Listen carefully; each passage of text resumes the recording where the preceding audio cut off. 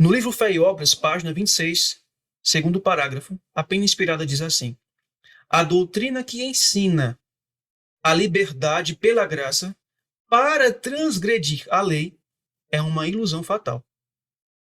Todo transgressor da lei de Deus é um pecador, e ninguém pode ser santificado enquanto vive em pecado conhecido.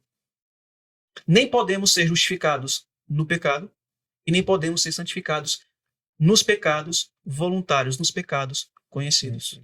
Texto forte e esclarecedor. Uma vez que a santificação é o quê? O que é que significa a palavra santo? Puro. Separado. É. Então, não posso estar no processo de santificação enquanto eu estou em pecado. Uhum. É uma coisa, junto do pecado. Isso é excludente. Uma coisa exclui a outra. Exato. Ou eu estou no processo de santificação ou de degeneração. Exatamente.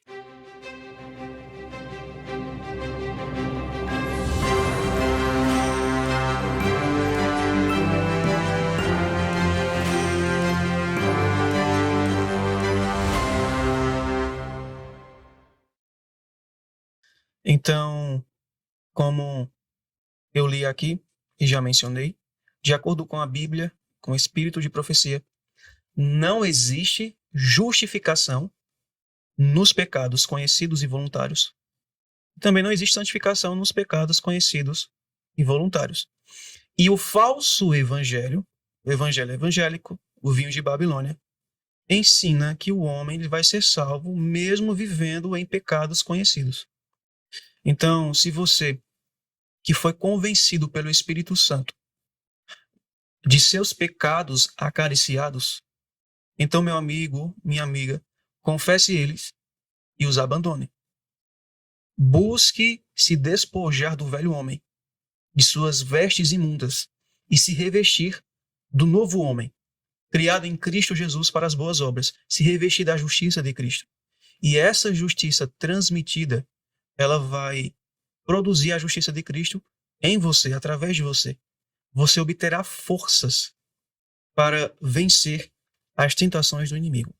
Então vejam só, nessa ilustração nós temos, representando aqui, o falso evangelho e temos aqui o verdadeiro evangelho, a visão que nós lemos em Zacarias capítulo 3. Nós percebemos que aqui ele está utilizando as suas vestes impuras e Cristo está cobrindo ele, falso evangelho. Mas aqui as vestes impuras foram tiradas. Aí sim, Cristo vai cobri-lo com seu manto de justiça.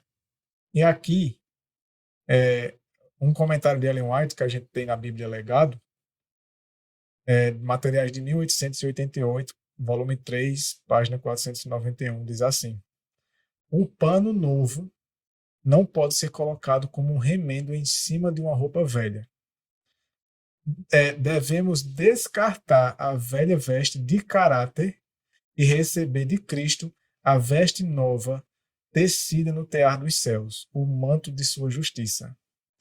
Então, e diz assim, que é como aquela parábola que ele conta, né? Que ele conta, Jesus Cristo fala de que não se põe remendo Novo em vestes velhas. E mas aqui também está se referindo a essa questão. E tem a do odre também, né? Está se referindo à questão de que não se pode colocar pano novo em veste velha. Tem que tirar a veste velha do caráter, né? Então, é bem claro e bem certo, como diz aqui também, ó, em vestes sujas, falando do sumo sacerdote Josué, aqui é um texto do Espírito de Profecia, simbolizando os pecados do povo, pecados que ele levava com seu representante, ele está perante o anjo confessando os pecados deles. Então ali, quando Josué, o sumo sacerdote, estava diante de Deus, ele estava confessando, ele havia confessado. Satanás estava acusando ele porque Satanás não sabia que ele havia se arrependido e que ele estava disposto a abandonando os pecados, e o que o povo também estava arrependido. Por isso, muitas vezes, a gente se confronta com Satanás querendo trazer à tona coisas pelas quais a gente se arrependeu. Mas a gente tem que confiar de que se de fato se arrependeu, fomos perdoados. E se de fato fomos perdoados, não precisamos mais voltar a isso, retornar a esse erro, né? E ficar pensando nele. Porque isso é Satanás quem faz.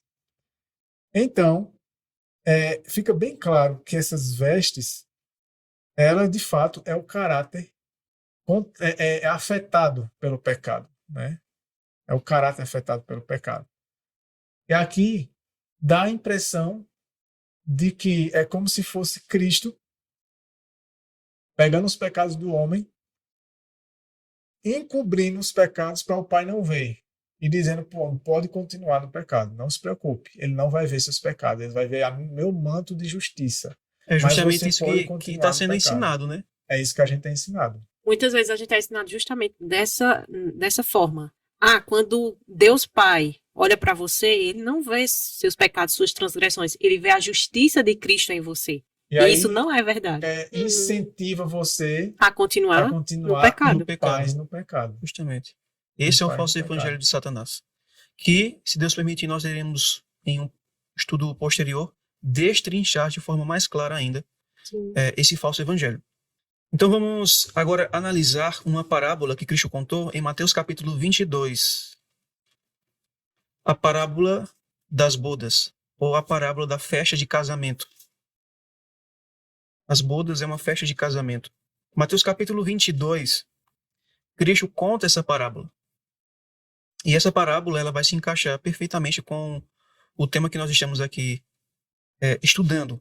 Ela começa no verso 1, né?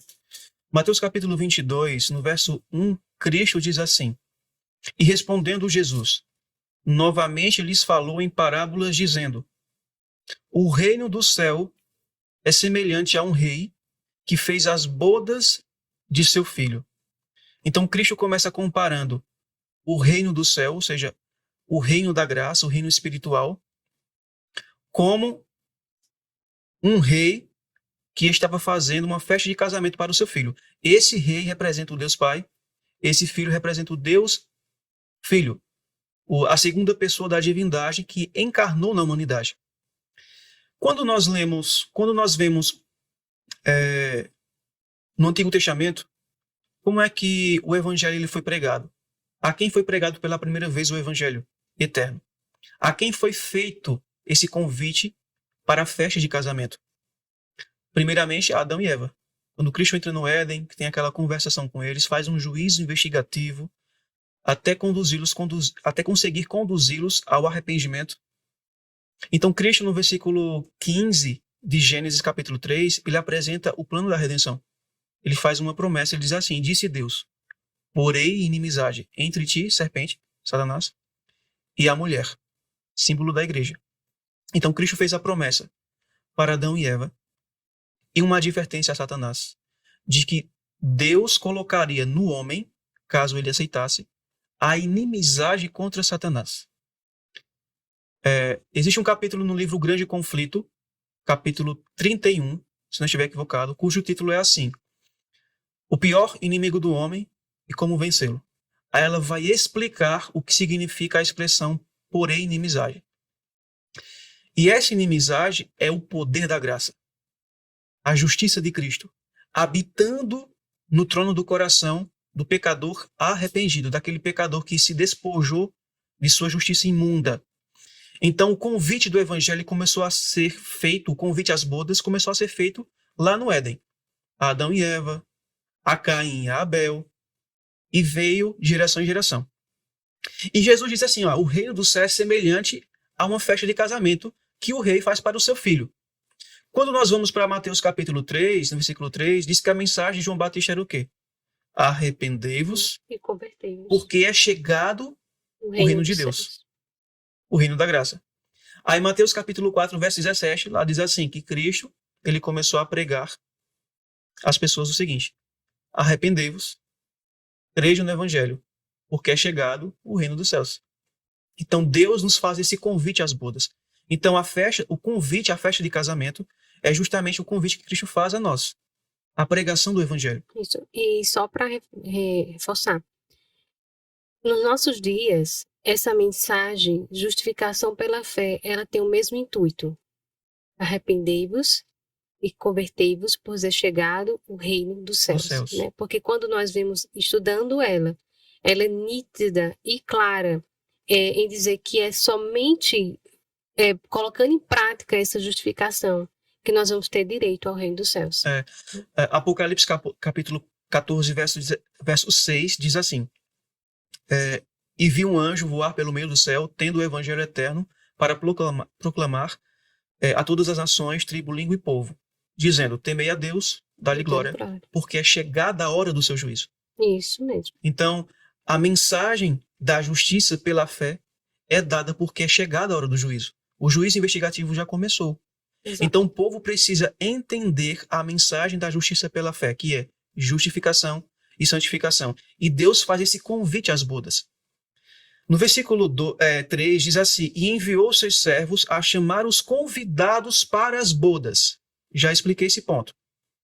E aqui é quando Cristo ele começa, ele envia os 12 discípulos e depois envia os 70, de 2 em 2. Esse verso 3 está fazendo referência também a isso. No versículo 4, no versículo 3, no finalzinho diz o quê? E estes não quiseram vir. Cristo enviou os 12 discípulos, depois enviou os 70 discípulos e a nação judaica recusou. Verso 4. Mais uma vez, olha que Deus bondoso. Ele enviou outros servos dizendo: dizei aos convidados, eis que tenho o meu jantar preparado. Os meus bois e meus cevados estão mortos. E todas as coisas estão prontas. Vinde às bodas. No Antigo Testamento, quando nós vamos para o ritual do santuário, os animais que eram sacrificados simbolizam quem? Cristo. Cristo que um dia viria morrer em nosso lugar, como um cordeiro mudo foi levado ao matadouro. Então, quando o texto menciona que os bois e os meus cevados estão mortos, estão fazendo referência à crucifixão de Cristo. E depois da crucifixão de Cristo, Deus enviou quem? 120 discípulos que estavam cheios do poder do Espírito Santo, que receberam o poder do Espírito Santo na festa de Pentecostes. E eles começaram a pregar essa mensagem, convidando a nação judaica a arrepender-se de seus pecados e aceitarem pela fé a Cristo como seu Salvador. E aquela mensagem era o quê? Justiça pela fé. Justiça pela fé. E no versículo 5 diz assim: mas eles, fazendo pouco caso, seguiram os seus caminhos, um para a sua fazenda, outro para o seu negócio. Então, uma boa parte daquelas pessoas que foram convidadas à festa de casamento rejeitaram. Os discípulos, no poder do Espírito, rejeitaram. E no versículo 6 diz que uma outra classe fez o seguinte: e os outros tomaram seus servos e o quê? Os maltrataram. Se você ler Atos 8, verso 1, diz que houve uma grande perseguição sobre a igreja de Cristo em Jerusalém. Os judeus perseguindo os cristãos. E no versículo 6 diz assim: os maltrataram e mataram. Estevão, né? Tiago foi morto e Estevão foi apedrejado até a morte. Capítulo 7 de Atos registra o último apelo de Deus por meio do profeta Estevão à nação judaica. E ele não estava falando a pessoas comuns, ele estava falando aos líderes judaicos que estavam ali presentes. Ele começou é como se ele estivesse anunciando o alto clamor, para que eles decidissem: ou vocês aceitam a justiça de Cristo, rejeitando a justiça de vocês, ou vocês vão se perder, vocês vão perecer. E quando Estevão dá a última mensagem de advertência, o que é que eles fazem? Eles recusam a mensagem. O texto de Atos diz que eles rangiam os dentes de ódio de ira no coração e começaram a apedrejar ele. Embora, no começo do discurso de Estevão, eles percebiam que a fisionomia dele brilhava como um anjo. Então eles reconheciam que era uma pessoa de Deus. Era uma pessoa enviada do céu, né? Isso. Um mensageiro de Deus. Se ele refletia isso, ele estava refletindo o quê? O caráter de Cristo. Mas foi suficiente para esses homens? Não. Então, aquilo que nós estudamos nos podcasts passados, né? Que muitas vezes aquilo que é cobrado, isso não nos isenta de ter essa responsabilidade sobre as pessoas. Sim. Porque Ellen White diz que exerceremos uma influência quase irresistível quando estivermos refletindo o caráter de Cristo. Mas a grande questão é essa. As pessoas viram pessoas que refletem o caráter de Cristo. Isso não foi suficiente por quê? Porque faltou a fé. Exatamente. E as pessoas, elas vão ver eles refletindo, somente eles falando? Não, vivendo. Porque quando tem passagens bíblicas que quando os apóstolos entravam nas cidades, as pessoas reconheciam que eles tinham andado com quem? Com Cristo. Com Cristo Jesus. Por que reconheciam? Porque viam refletir neles o caráter de Jesus. O caráter de Cristo. Então, Estevão, ele estava anunciando o alto clamor. Foi bom tu fazer essa menção em relação ao que o rosto dele parecia como de um anjo, né? Uhum. Então, isso faz a gente lembrar de Apocalipse 14, os 3 anjos. Né? Exatamente. Que dão a última mensagem de advertência ao tempo. 18, que é a terra que se iluminou com a sua glória. Com a sua glória, anunciando o alto clamor. Então, Estevão, ele experimentava na sua vida a justiça de Cristo. Isso. Eles viram isso, tiveram discernimento. Mas, por conta do orgulho acariciado no coração, eles preferiram exercer uma falsa fé do que se despojar dela e passar a exercer uma verdadeira fé na palavra de Deus por meio do seu profeta. Isso. Um ponto importante, né? A irmã ressaltou aqui. Em Apocalipse 18, vai ter o quê? A luz que vai refletir a glória. Isso significa o quê?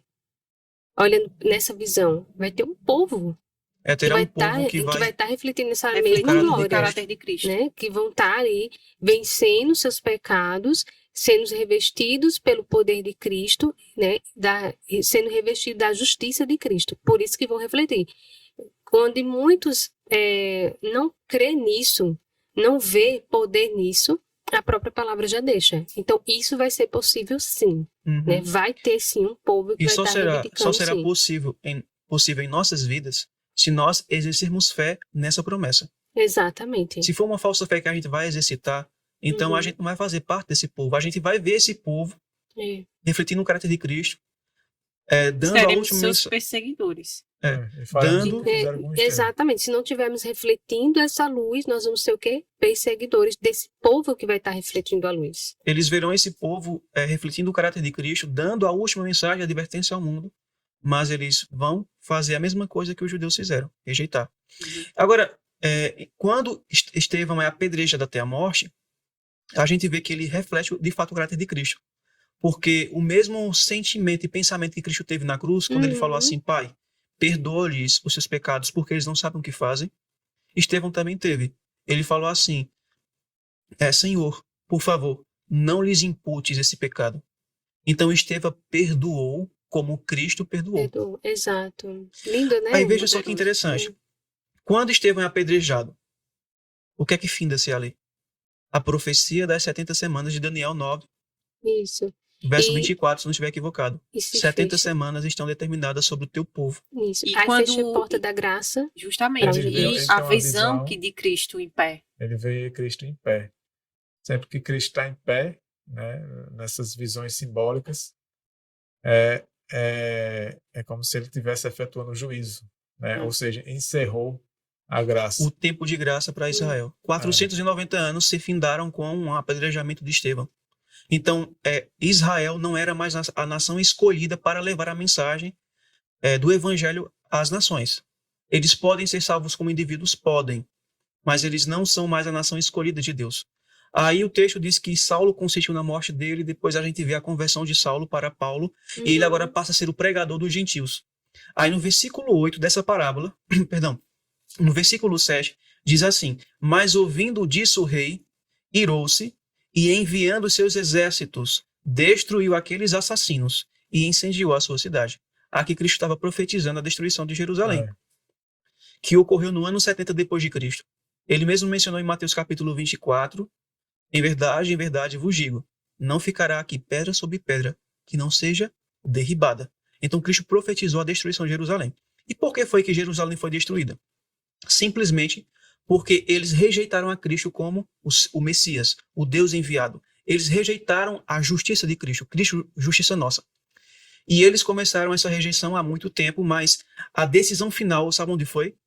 Quando Pilatos apresentou Barrabás e Cristo. Quem vocês querem que eu solte? A Barrabás ou a Jesus chamado Cristo? Então, quando eles disseram assim, solta-nos Barrabás e crucifica a Cristo, a Pena Inspirada menciona que Barrabás representava Satanás. Eles estavam escolhendo Satanás como líder da nação judaica.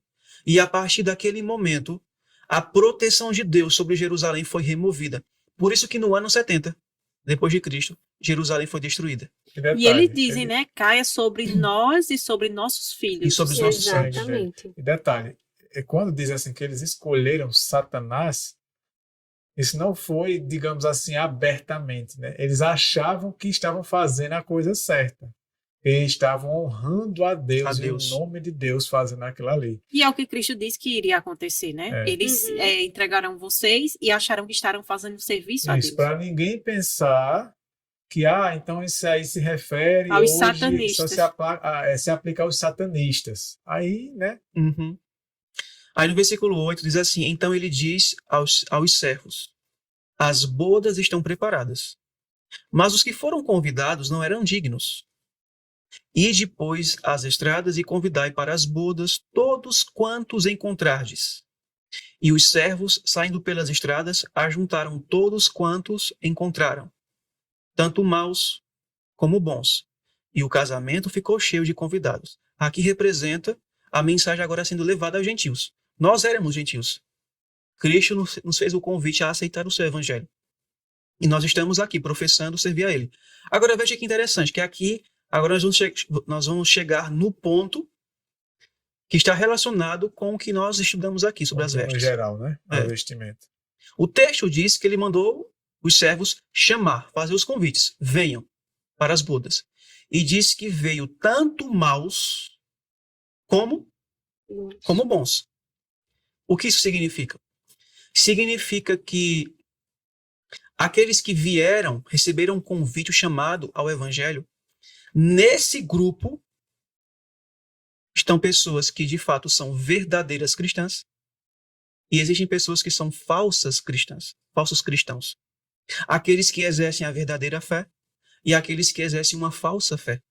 Então, isso é o que significa os maus e os bons. É um grupo misto. Joio e trigo. Poderíamos dizer que também pode representar o joio e o trigo. Então, aqui são aquelas pessoas que professam a Cristo.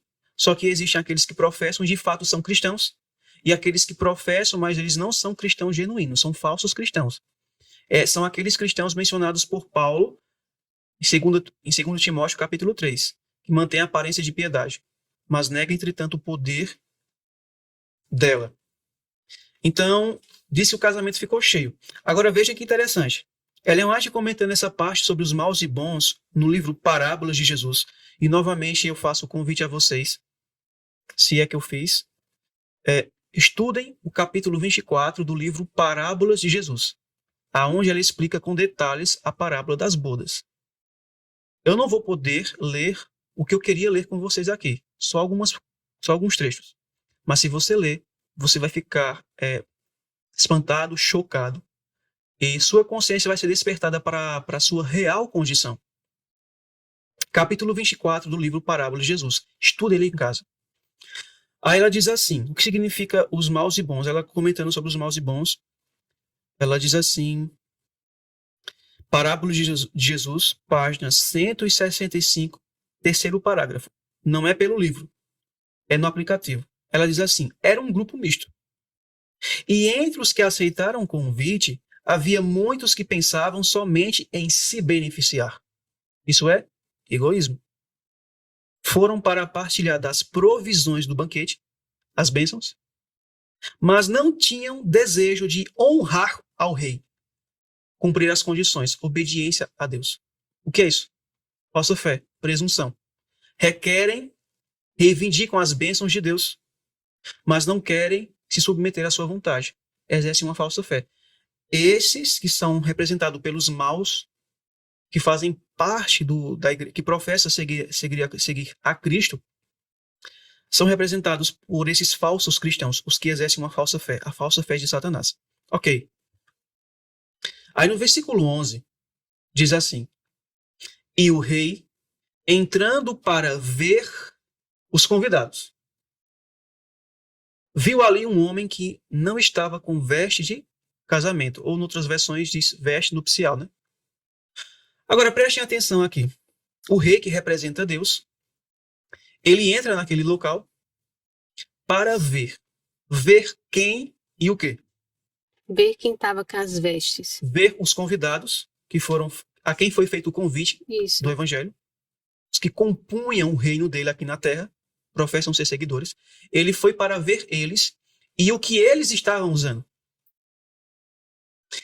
Agora veja que interessante. No versículo 11 diz assim: e o rei entrando para ver. Essa palavra grega aqui, ela é a palavra grega theaomai, que significa olhar, observar, ver atentamente. Então ele estava olhando atentamente para os convidados. Estava em busca de algo, né? E diz assim: o rei entrando para ver os convidados, viu ali, ou notou ali. Essa palavra grega já é outra. Já é outra palavra grega. É a palavra grega eido. Se é assim que produz ela. Que se pronuncia ela. Eido. Olha o significado dessa palavra. De acordo com o dicionário de Strong. Que significa perceber, notar, discernir, descobrir, voltar os olhos, a mente, a atenção a algo, prestar atenção, observar, tratar algo, inspecionar, examinar e determinar o que deve ser feito a respeito de. Juiz investigativo. O que é isso? O que isso quer dizer nesse verso? Juiz investigativo. Exatamente. Essa doutrina, que é uma doutrina bíblica, mas que é negada pelas igrejas evangélicas, que não creem no juiz investigativo, aqui Cristo está ensinando claramente o juiz investigativo. Antes do povo dele ser conduzido ao céu, ou antes dele vir pela segunda vez aqui essa terra para levar os seus, um juízo investigativo deve ser feito. Exatamente. Entre aqueles que professam seu nome. Por quê? Porque dentre aqueles que professam seu nome, existem bons e maus. Existem os verdadeiros cristãos e existem os falsos cristãos. E nós não sabemos. Nós não podemos discernir isso porque nós não conseguimos ler a mente e o coração das pessoas. Não sabemos, não conseguimos ler as intenções. Às vezes, através do discernimento espiritual, a gente consegue ver, através de uma ação de uma pessoa, a intenção do coração dela. Mas quem lê profundamente ali é Deus. Nós podemos nos enganar. Então, o primeiro ponto assim, a ser analisado, o primeiro motivo do porquê deve existir um juiz investigativo é porque existem falsos e verdadeiros cristãos que professam seguir a Cristo. E isso ao longo de toda a geração. Por exemplo, Abel e Caim. Abel é o exemplo de uma pessoa que vivia revestida constantemente com a justiça de Cristo, exercendo verdadeira fé no poder da palavra. Porque ele fazia exatamente aquilo que Deus pedia. A palavra se cumpria nele. Já Caim não. Caim estava revestido com a sua própria justiça, que é a justiça de Satanás. Ele exercia uma falsa fé na palavra de Deus. Tanto é que ele não fez o que Deus pediu. Ele fez o que ele achava que deveria fazer. Então existem pessoas que professam a Cristo, que são verdadeiros cristãos, como Abel, e existem aqueles que professam a Cristo, que são falsos cristãos, como Caim. Então é necessário fazer um juízo investigativo, porque Deus tem que examinar a vida e o caráter daquela pessoa, comparar com a norma moral de justiça, comparar com a sua própria justiça, para ver se aquela pessoa está trajada com as suas vestes ou com vestes impuras, com a veste de Satanás. Porque nós já vimos no estudo anterior que ninguém pode habitar na presença do Deus eterno vestindo as folhas de figueiras, ou a justiça de Satanás, ou a própria justiça. Tem que vestir a justiça de Cristo, imputada e comunicada, transmitida. Porque é essa justiça de Cristo que vai colocar o homem novamente diante da presença de Deus. Então vejam só. Abram a Bíblia de vocês em Daniel capítulo 7. Esse versículo 11 de Mateus 22, 11, que essa palavra viu ali, está fazendo menção ao juízo investigativo. Diz que o rei ele vai ao local para ver os convidados e começa a fazer um exame investigativo ali para determinar o destino deles. Daniel 7, Daniel capítulo 7. Aí esse verso aqui está fazendo referência a Daniel capítulo 7, o versículo 9. Que é um verso bem conhecido, Daniel 7, versículo 9, que diz assim: eu observei até que os tronos foram postos e o ancião de dias sentou-se. Quem é o ancião de dias? o Deus Pai, o rei da parábola, né? Cujas vestes eram brancas como neve e o cabelo da sua cabeça como pura lã. O seu trono era como uma chama ardente e suas rodas como fogo abrasador. Um córrego flamejante fluía e surgia de diante dele. Milhares de milhares ministravam a ele. E 10.000 vezes 10.000 estavam diante dele. São os anjos. Aí o verso finaliza. O julgamento estava pronto. Noutras versões diz assim, assentou-se o tribunal. E os livros foram o quê? Abertos. Então aqui, Daniel ele havia profetizado que quando a profecia das 2.300 tardes e manhãs findasse, até 2.300 tardes e manhãs, o santuário seria purificado. Então, quando os 2.300 anos findou, e nós sabemos que o dia 10 do 7º mês, em nosso calendário, caiu no dia 22 de outubro de 1844, foi quando as 2.300 tardes e manhãs, ela findou-se. Começou a purificação do santuário, o dia da expiação. Cristo sai do lugar santo do santuário celestial, mais o Pai, e vai para o lugar santíssimo do santuário celestial, dá início ao juízo investigativo, que é o juízo que está sendo feito e contado por Cristo na parábola das bodas. Aí no versículo 13 diz assim, eu vi nas visões noturnas, eis que um semelhante ao Filho do Homem, Jesus, veio com as nuvens do céu. E ele veio para onde? Para a terra? Não. E veio até o ancião de dias e trouxeram-no diante dele. Então aqui está descrito o que aconteceu quando chegou a data de 22 de outubro de 1844, que foi quando finalizou-se os 2.300 anos descritos em Daniel 8,14. O Pai sai do lugar santo, vai para o lugar santíssimo. Assenta-se no seu trono. Os livros são abertos e começa o juízo, o julgamento. Cristo sai do lugar santíssimo e vai à presença do Pai, senta-se também juntamente com ele no trono e inicia também o juízo. Aí em Mateus capítulo 22, no versículo 11, diz que o rei, entrando para ver os convidados, viu ali um homem que não estava com veste de casamento. Ou seja, esse homem ele recusou a ser trajado com as vestes da justiça de Cristo. Ele estava trajado com vestes comuns, que eram as vestes de justiça própria, que é a própria justiça de Satanás.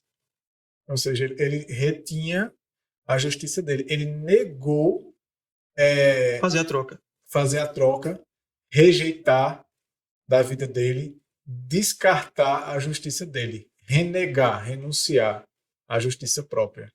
Ele reteve, ele preferiu permanecer com a justificação própria, com as desculpas dele. A falsa fé. Agora, um detalhe para essa questão das desculpas, né, que muitos dão. Aí diz assim, o verso 12, quando diz assim, e disse-lhe, amigo, como entraste aqui, não tendo vestes de casamento? E ele emudeceu. Então, quando chega nesse ponto em que fica revelado no juízo, que é confrontado no juízo, não tem mais desculpa. Exatamente. Não existe mais como se desculpar. Porque enquanto a culpa estiver lá no registro do céu, enquanto lá no registro, no relatório de pecados, ainda constar lá culpado. Pecado acariciado. Com relação a determinados pecados. Para cada pecado vai constar culpado. Ou seja, se fosse abrir assim, clicar na palavra culpado, aparecer detalhadamente o que isso quer dizer. Não houve arrependimento, não houve abandono, não houve confissão. Reteve a culpa para si. Preferiu não renunciar. Preferiu se justificar. Preferiu se justificar sua própria culpa. Ou seja, fiz isso por conta disso. Ele preferiu se justificar aqui, com o falso evangelho. Ele preferiu aceitar o falso evangelho do que aceitar o evangelho eterno. Que é justamente a mensagem que nós estamos estudando aqui em detalhes, passo a passo. Então vejam só. Aí o texto menciona que o Deus o Pai, o Deus Filho, eles iniciam o juízo em 22 de outubro de 1844. E o objetivo deles é ver quem está utilizando veste de casamento, as vestes de Cristo. E ele notou que esse homem não estava com veste de casamento. E no versículo 12 diz assim, e ele disse-lhe, amigo, como entraste aqui, não tendo vestes de casamento? E ele emudeceu. O silêncio dele a pergunta de Deus, condenou ele mesmo. Ele condenou-se a si mesmo. No versículo 13 diz: Então disse o rei aos seus servos: Amarrai os seus pés e mãos, levai-o embora e lançai-o nas trevas exteriores. Ali haverá pranto e ranger de dentes. Ou seja, aqui está descrevendo que ele vai se perder. Então, se eu quero habitar no céu, eu tenho que estar trajado com as vestes da justiça de Cristo. Eu tenho que remover a minha própria justiça. Ou melhor, tenho que permitir com que Cristo remova as minhas vestes impuras. Que são os maus traços de caráter. Né? A impaciência, a ira, o egoísmo, o orgulho, a prepotência. Inveja, ciúmes. Nada disso pertence ao governo de Deus. A harmonia e a paz do governo de Deus só pode existir em harmonia com todas as criaturas em harmonia com o caráter dele, aceitando que é assim. Caso queira reter sua impaciência, sua ira, seu egoísmo, seu orgulho e todos os outros maus traços de caráter, você vai se encaixar não poderá nesse fazer personagem parte aqui. da família celestial. Não vai fazer parte do povo de Deus que compõe o exército celestial. Então, aqui está claro que eles entram para investigar o caráter da pessoa, a vida e o caráter da pessoa, para ver se ele está vestindo a justiça de Cristo e está vivendo na prática essa justiça, ou se ele está se vestindo com a sua própria justiça. Aí nós vamos agora para Ezequiel capítulo 18 e vamos ver como é que funciona esse juízo investigativo. Porque Ezequiel capítulo 18, ele explica como funciona o juízo investigativo. Ezequiel 18, o versículo 21, eu vou ler nessa versão aqui, Bíblia Almeida, que diz assim: falando do ímpio que vai se converter a Deus. Mas se o ímpio se converter de todos os seus pecados que cometeu, e guardar todos os meus estatutos, e proceder com retidão e justiça, certamente viverá, não morrerá. Então, se o ímpio ele se converte, nasce de novo, ele permite com que Cristo remova as suas vestes e se veste da justiça de Cristo. O texto menciona aqui, né, que ele vai abandonar todos os pecados. Quantos? Todos os pecados conhecidos, né? Tudo que o Espírito Santo revelar a ele tem que abandonar. O Espírito Santo ajudar ele a discernir, né? A discernir. A assimilar. Aí, quando ele reconhece suas culpas, confessa e abandona, aí ele recebe a justiça de Cristo e passa o quê? A praticar os mandamentos, a proceder com retidão e justiça. E o texto diz que ele certamente viverá. Ele vai receber o quê? Vida eterna. E não morrerá. E no versículo 22 diz assim: de todas as suas transgressões que cometeu, porque nós sabemos que existem os livros de registros, conforme foi descrito lá em Daniel. Lá não está registrado toda a nossa vida, nosso caráter? E não existem pecados que nós cometemos? Então aqui está falando do ímpio que se converteu. Aí diz assim: de todas as suas transgressões que cometeu, não haverá lembrança contra ele. Por quê? Porque os pecados que ele cometeu, mas que ele arrependeu-se e converteu-se, que ele confessou e abandonou, serão apagados. E o que vai permanecer lá vai ser o nome dele no livro da vida e as suas obras de justiça. Aí diz assim: e não haverá lembrança contra ele. Pela sua justiça que praticou, viverá. Aqui diz a sua justiça. Aí alguém pode dizer: mas vocês disseram que a justiça própria do homem é para o imundo. Mas é a justiça de Cristo. Acontece? Quando nós recebemos a Cristo e sua justiça e passamos a praticar, ela passa a ser nossa. Ser nossa também. Porque ele nos imputa Por isso que é nos transmite. Cristo, justiça nossa. Cristo, justiça nossa. Perfeito. Então vejam só, essa justiça ela passa a fazer parte da nossa vida, né? Então é mediante a prática da justiça que ele viverá. Aí quando nós vamos lá para a parábola, aquele homem que não utilizava a justiça de Cristo, as vestes nupciais providas por Cristo, mas estava trajado com as suas vestes imundas, ele não se encaixa aqui. Aí veja só o que vai acontecer com esse tipo de pessoa. Agora o versículo 24, falando de uma pessoa que era justa, mas que se desviou-se e tornou-se ímpia. Mas, desviando-se o justo da sua justiça e cometendo a iniquidade, fazendo conforme todas as abominações que faz o ímpio, porventura viverá? De todas as suas justiças que tiver feito, não se fará memória. Então, com aquele que era justo, mas que se tornou ímpio, ocorre o contrário. As justiças que ele havia praticado não se fará memória, serão removidas dos livros de registro. E o que é que vai permanecer lá? Os pecados que ele voltou a acariciar. Aí o texto diz assim: pois pela traição que praticou e pelo pecado que cometeu, ele morrerá. Morte eterna. Isso. É então, o que uma vez salvo, não está salvo para sempre. Uma vez justificado, se retornar a pegar o trapo imundo de volta e tirar, porque consequentemente um vai tirar o outro, né? Uhum. Ele vai, sim, se perder. Não existe isso de uma vez justificado para sempre. Com esse teu comentário, tu me fizesse me lembrar de um outro ponto, que eu creio que seja um dos motivos que levam os evangélicos, os teólogos, digamos assim, os líderes evangélicos, a rejeitarem a doutrina do juízo investigativo. Porque a doutrina do juízo investigativo ela vem para destruir essa falsa teologia e mostrar claramente como Deus faz para salvar o pecador. Não é do meu jeito, crendo num falso evangelho. É do jeito dele, que requer renúncia do eu e abandono de todo o pecado que o Espírito Santo lhe convenceu. Ou você deixa, ou você vai se perder no seu pecado. No livro Caminho a Cristo, ela diz assim: ou você vence o seu pecado, ou esse pecado te destruirá. Aí veja só, tu me fez me lembrar de um ponto, que o juízo investigativo, ele demonstra que o fato de eu ter aceito a Cristo, professado seguir a Jesus, porque a Escritura e a pena inspirada mencionam o seguinte, que no livro da vida estão os nomes daqueles que professam seguir a Cristo. Isso não significa que eles são cristãos de verdade.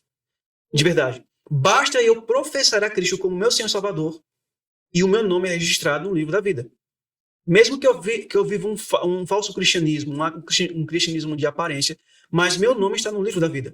Mas isso não quer dizer que eu estou definitivamente salvo. Então, o juízo investigativo nos ensina que a salvação ela é temporária. Não existe uma vez salvo para sempre. Ela é algo temporário. Quando Cristo examinar a minha vida, se ele vê que o meu caráter está coerente com o caráter dele, com a sua vontade, que me foi revelada, aí os meus pecados, dos quais eu me arrependi, são apagados. A justiça que eu pratiquei permanece nos livros de registro. O meu nome permanece no livro da vida e do lado é escrito: perdoado, definitivamente salvo, selado para a eternidade, vida eterna. A pena inspirada diz assim, para nós adventistas, que nós só poderemos dizer que estamos salvos quando estivermos selados. E muitos hoje do nosso povo, eu já vi tantos falarem isso, eu tenho a certeza da minha salvação. Eu creio que se eu morrer agora, eu estou salvo. Se Jesus voltar agora, eu estou salvo. Presunção muito forte. É a presunção. O mesmo que Pedro e um detalhe teve. aí, irmão. Eu vou além. Ela diz assim que os salvos só se sentirão seguros quando estiverem no céu. Exatamente. Era o que eu ia colocar aqui agora. Mesmo que a gente, vamos supor, né? Mesmo que eu seja selada, eu não vou ficar sabendo que estou selada. Qual é o minuto que eu vou saber que estou selada? Quando Cristo vier. Aí muitos dos nossos irmãos ficam nessa ilusão. Não, porque creem num falso evangelho. Eles creem nesse evangelho aqui. Eles não creem naquele evangelho. É o evangelho não morrerás. Justamente. Creem que perfeito. Vivem voluntariamente no pecado. Da serpente, né?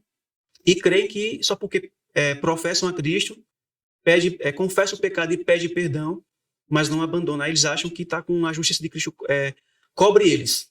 E acham que estão salvos. Aí, eu gostaria de ler só um texto sobre isso para completar o que você disse. É um texto bastante conhecido, que está lá em Êxodo, capítulo 32, verso 33. E disse o Senhor a Moisés: aquele que pecou contra mim, este apagarei do meu livro. Uhum. Então, aquele que pecou, não é muitas vezes aquilo que a gente sempre tenta salientar aqui. Não é apenas uma vida, uma prática de anos de pecado. Como o caso de Adão e Eva, né? Bastou um pecado para que eles não tivessem mais direito à árvore da vida. Isso. Então, aquele que permanecer com um pecado apenas, o seu nome será riscado do livro da vida. Aí vejam só. Aqui em Ezequiel capítulo 18, né, como nós estávamos analisando, então se o justo ele abandona a vida de justiça ele passa a viver como um ímpio, vivendo voluntariamente no pecado, a vida justa que ele viveu, que está registrada nos livros, serão apagadas.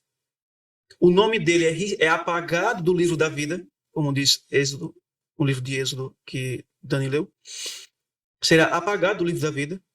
E os pecados nos quais ele estava vivendo, estava cometendo voluntariamente, vai testificar contra ele no juízo. Aí o nome dele vai ser colocado no livro da morte, que é o livro onde está registrado o nome dos perdidos, e ele vai ser declarado definitivamente perdido.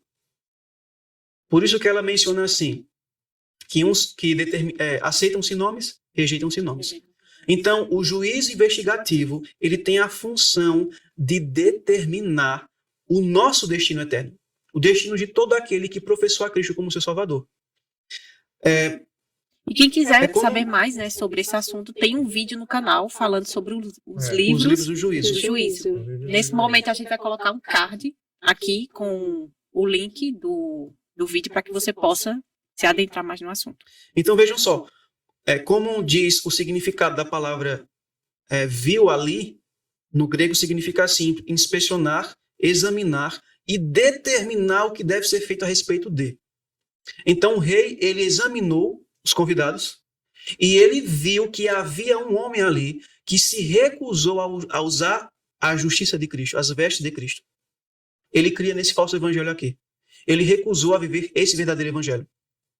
Então, de acordo com as vestes que ele estava utilizando, que representa a sua vida e o seu caráter, foi determinado o destino dele. E nós vimos que o destino dele foi o quê? Perdição, morte eterna. É isso que vai acontecer com os que são falsos cristãos. Esse personagem, ele representa uma classe de pessoas, né?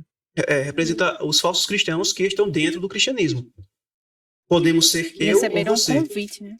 Por isso que nós temos que nos converter hoje a Deus. Nós temos que rejeitar nossa própria justiça e se revestir da justiça de Cristo hoje e permanecer com essa justiça.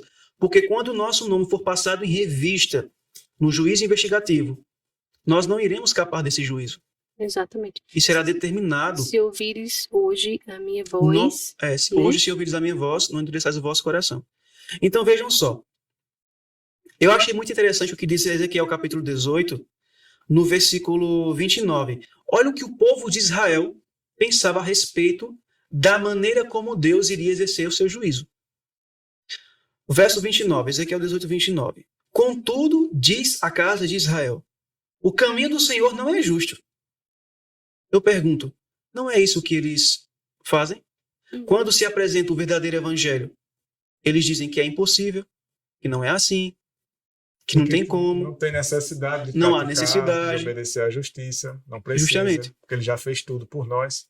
Justamente, é isso que ensina o falso evangelho. Precisa se adequar a essa justiça. E muitos rejeitam até o juiz investigativo, né? Porque, como eu mencionei, o juiz investigativo ele vem para destruir essa falsa teologia. Não, e tem pior ainda, né? Pegando um gancho eu vou além. Tem gente que acredita no juiz investigativo, de forma distorcida. Mas assim como Eva aceita a palavra de Satanás, não se preocupe, ele não vai dar sentença, mesmo que você esteja errando. Então, lendo aqui novamente Ezequiel 18, versículo 29, diz assim, contudo diz a casa de Israel, foi o pensamento que nós estávamos comentando, né? O caminho do Senhor não é justo. Aí Deus pergunta, acaso não são justos os meus caminhos, ó casa de Israel? Não são antes os vossos caminhos que são injustos? Portanto, eu vos julgarei, a cada um conforme os seus caminhos, ó casa de Israel, diz o Senhor Deus. Então Deus diz, eu vou fazer um juízo investigativo. Deixa eu ler o finalzinho não desse verso. Eu vou ler. Deus diz assim, né? Eu vou fazer um juízo investigativo. Vocês podem crer no falso evangelho, vocês podem rejeitar o verdadeiro evangelho, mas vocês serão confrontados no juízo. É por isso que existe anjos relatando a vida e o caráter de vocês todos os dias. Aí o versículo diz assim, vinde e convertei-vos de todas as vossas transgressões para que a iniquidade não vos leve à perdição. O convite às bodas. Abandone os seus trajes impuros, os seus pecados, os seus defeitos de caráter. Permita que Cristo remova. E ele vai substituir pela justiça dele, imputada e transmitida. E se você permanecer com essa justiça, ele vai transformar o teu caráter. Ele vai tornar você a completa imagem e semelhança dele. Aí no versículo 31, lançai de vós todas as vossas transgressões que cometestes contra mim, e criai em vós um coração novo e um espírito novo. Justificação pela fé, novo nascimento, novamente. Pois, porque morrereis, ó casa de Israel? Porque não tenho prazer na morte de ninguém, diz o Senhor Deus. Convertei-vos, pois, e vivei. Amém. Então esse é o apelo de Deus para todo aquele que foi convidado à festa de casamento de seu filho. As bodas, como diz a pena inspirada no livro Parábola de Jesus, as bodas representam a união da humanidade com a divindade. A nossa união com o poder divino. A nossa união com o poder da graça. Quando há essa união, qual será o resultado? Um caráter semelhante ao de Cristo. E é esse caráter que vai nos habilitar a estarmos diante da presença de Deus. Então, se eu quero que o meu corpo seja glorificado na segunda volta de Cristo, então hoje eu tenho que buscar a purificação do meu caráter, mediante a justiça de Cristo. Eu já parado para pensar por que ele usou tanto as vestes como símbolo, tanto do caráter mau quanto do caráter bom. Por que ele usou as vestes, o vestimento, a roupa? Ele não usou outra figura. Eu já parado para pensar. O que é que a roupa representa? Né?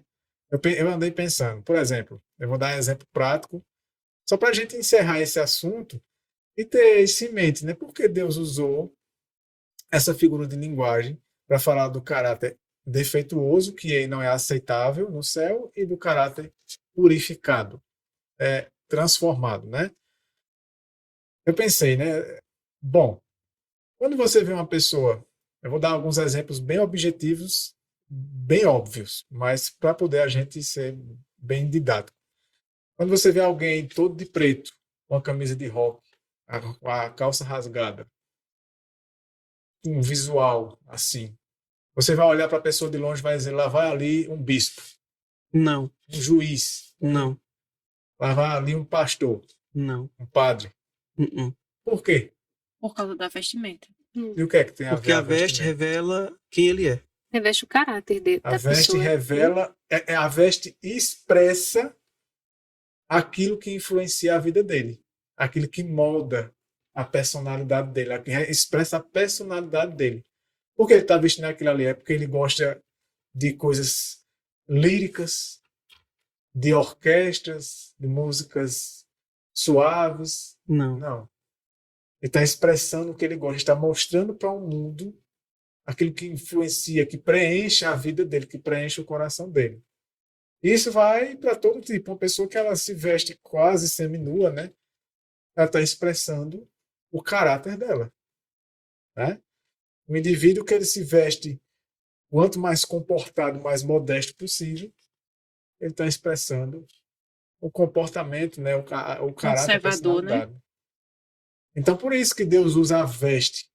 Porque a veste ela expressa algo interior, né? Algo que influencia a pessoa. Quando a pessoa vê se vestir de um jeito, é porque ela está querendo expressar algo. Então, ser vestido com as vestes de pureza, inocência e justiça de Cristo é a expressão de algo que é interiormente transformado, aquilo que influencia a personalidade, a conduta, as escolhas da pessoa, aquilo que ele gosta. Ele está expressando o que ele gosta, o que ele ama, que ele pensa. O que ele pensa, né? O que conduz, o que rege a vida dele. Não é assim com uma pessoa que se veste desse jeito que eu dei o exemplo? Então, eu quero essa figura. Eu quero finalizar essa questão da explicação sobre a parábola das bodas, lendo alguns trechos aqui que se encontram no livro Parábola de Jesus, no capítulo 24. Ela diz assim, página 314, primeiro parágrafo. A verdade deve estar plantada no coração. deve dirigir o espírito e regular as afeições. Todo o caráter deve ser estampado com a expressão divina. Cada jota e cada tio da palavra de Deus deve ser introduzido na vida diária. Exercer a verdadeira fé no poder da palavra. Ela diz: aquele que se torna participante da natureza divina estará em harmonia com o grande padrão de justiça de Deus, sua santa lei. Para que eu possa estar em harmonia com esse padrão, eu tenho que ter a justiça de Cristo implantada em mim. Esta é a norma pela qual Deus mede as ações do homem. E esta será também a pedra de toque do caráter no juízo. Então, no juízo investigativo, como nós já vimos na Escritura, o que vai ser investigado é o meu caráter. Ele vai ser comparado com o caráter de Cristo, com a norma da justiça. Se estiver de acordo, eu vou ser salvo. Se não estiver de acordo, eu vou me perder. Então, ela diz assim, ó. Ela cita João 1,12. É um verso conhecido que diz assim: mas a todos quantos o receberam a Cristo pela fé, receberam a sua justiça, deu-lhes o poder de serem feitos filhos de Deus, aos que creem no seu nome. Olha o que ela comenta. Este poder não está no instrumento humano. É o poder de Deus. Quando uma alma recebe a Cristo, recebe também o poder de viver a vida de Cristo. É o que nós estamos estudando aqui. Uhum. Se eu recebo a justiça dele, nós iremos receber o poder para viver a vida dele, a justiça dele, Amém. Na prática. Aí ela diz assim, ó. Todos estes esperam ser salvos pela morte de Cristo, ao passo que recusam viver sua vida de abnegação. Página 316, segundo parágrafo. Exaltam as riquezas da livre graça e procura cobrir-se com a aparência de justiça, esperando assim ocultar os defeitos de caráter. Mas seus esforços serão vãos no dia de Deus. A justiça de Cristo não encobrirá pecado algum acariciado. Aí ela diz assim: a lei de Deus, porém, lê os segredos do coração. Todo ato é julgado pelos motivos que o sugeriram. Somente quem estiver de acordo com os princípios da lei de Deus permanecerá em pé no juízo. Foi o que nós vimos em Ezequiel capítulo 18. E para finalizar, olha o apelo que Deus faz a nós. Eu comentei em Ezequiel capítulo 18, né, o versículo 29, que fala que o povo acha ruim. Diz que os caminhos do Senhor é injusto. Deus diz assim, não, os meus caminhos não são injustos. E eu vou fazer o juízo investigativo da vida de vocês. Vocês crendo ou não. Então vejam só o que diz aqui no capítulo, na página 318, primeiro parágrafo. Olha o que os anjos ministradores, conforme Paulo fala aos hebreus, são enviados como ministros para a nossa salvação. Né? No céu é dito pelos anjos ministradores: executamos a obra para que fomos enviados. Repelimos as hostes dos anjos maus. Enviamos luz e claridade às almas dos homens, avivando-lhes a memória do amor de Deus expresso em Jesus. Atraímos-lhes os olhares para a cruz de Cristo. Seu coração foi movido profundamente pelo sentimento do pecado, que crucificou o Filho de Deus. Foram convencidos. A nação judaica foi convencida por Cristo. Nós fomos convencidos por Cristo. Viram os passos que devem ser dados na conversão. Nós estamos aprendendo isso. Os nossos amigos e irmãos que nos acompanham estão aprendendo isso. Sentiram o poder do Evangelho. Seu coração foi enternecido ao verem a excelência do amor de Deus. Contemplaram a beleza do caráter de Cristo. Mas, com a maioria, foi tudo em vão. Não quiseram submeter seus próprios hábitos e caráter, o que acontece aqui. Não quiseram depor as vestes terrenas para serem trajados com as vestes do céu. Seu coração era dado à avareza. Amavam mais a companhia do mundo do que a de Deus. Então, o apelo que Deus nos faz hoje é muito claro. Muito. Ou a gente se rende inteiramente a Cristo, recusando essa falsa fé de Satanás, recusando essa falsa justiça, esse falso evangelho, e permitimos com que Cristo remova essa justiça própria e substitua pela justiça dele, e que a gente permaneça com essa justiça, se revestindo a cada dia, a cada momento, como Paulo menciona, e pratiquemos essa justiça, ou nós estaremos fadados a fracassar. E no dia do juízo investigativo, quando o nosso nome for passado em revista, nós não iremos escapar. Dani mencionou um texto que o pessoal gosta muito de utilizar. Nós temos um advogado perante Deus. De fato, nós temos um advogado. Mas quando ele for examinar a nossa vida, ele vai deixar de ser advogado para exercer a função de juiz. Uhum. E o juiz vai dar a sentença. Exatamente. E ele não é um advogado corrupto. Injusto. Ele não se vende. Ele não vai escrever o perdão do lado, no registro, de um pecado para o qual não houve arrependimento, confissão e abandono. Exato. Por isso que Deus diz: convertei-vos, ó povo de Israel, e vivei. Isso. Isso. E para encerrar aqui, né, eu queria mencionar mais uma vez essa revista que eu mencionei no último podcast nosso. O poder do perdão, né? Uhum. O poder do perdão. Sim. No último podcast eu mencionei a revista O Poder do Perdão. E agora eu vou aqui falar um pouquinho também sobre o Poder da Vontade.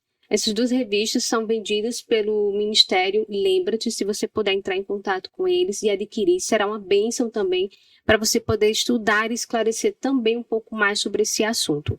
E aqui no comecinho desse O Poder do Perdão, a mensagem, né, que foi escrita, que eu achei muito interessante para que pudesse ser abordado aqui.